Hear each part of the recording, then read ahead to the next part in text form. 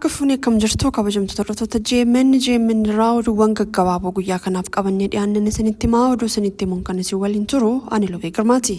Ministeerri Muummee Abiy Ahmed kitaaba mootummaa ida'amuu jedhu barreessan. Ministeerri Federii Dr. Abiy Ahmed kitaaba falaasama ida'amuu arfaffaa kan ta'e mata duree mootummaa ida'amuu jedhu barreessanii jiru. Dr. Abiy Ahmed kana dura kitaabilee 3 ida'amuu, daandii ida'amuu fi dhaloota ida'amuu kan barreessan yoo ta'u, ammaan kana immoo kitaaba haaraa mootummaa ida'amuu barreessanii jiru. Yaa'iiwwan Finfinneetti gaggeeffaman dippiloomaasii magariisaaf fayyadamuun barbaachisaadha jedhame.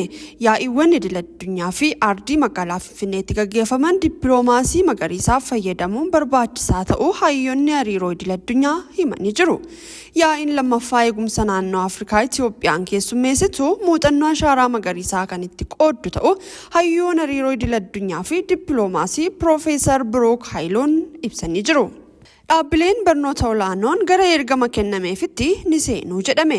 Waggoota itti aananitti dhaabbileen barnoota olaanoon guutummaan guutuutti gara ergama ramadamanitti ni seenu jechuudhaan ministeerri barnootaa ibse.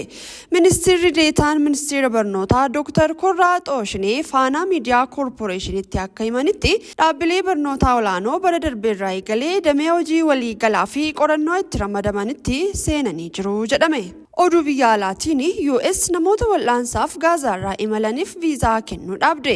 Ameerikaan viizaa namoota Gaazaa irraa gara imalaniif kennaa turte kennuu dhaabuu ibsite. Jaarmiyaan dhimmi kun ilaallatu viizaa kennuun yeroodhaaf kan dhaabatee fi adeemsa jiru sirriitti qorachuudhaaf akka ta'ee fi qajeeltoo yeroo ammaa tajaajila fayyaa xixiqqoo kennuuf jecha viizaan kennamu hubachuuf akka ta'e X irratti ibsee jira. Murtee Ameerikaa kana gareen mirga namoomaa Filisxeemiif falman balaaleffatanii jiru. Kabajamtoota daawwattoota keenyaa kan hordofaa turtan GMN irraa oduuwwan gaggabaaboon guyyaa kanaaf qabanne kana fakkaatu yeroo gaariin waliin qabaattaniif ulfaadhaa jechaa GMN irraa qophiilee hafan waliin turtii gaarii.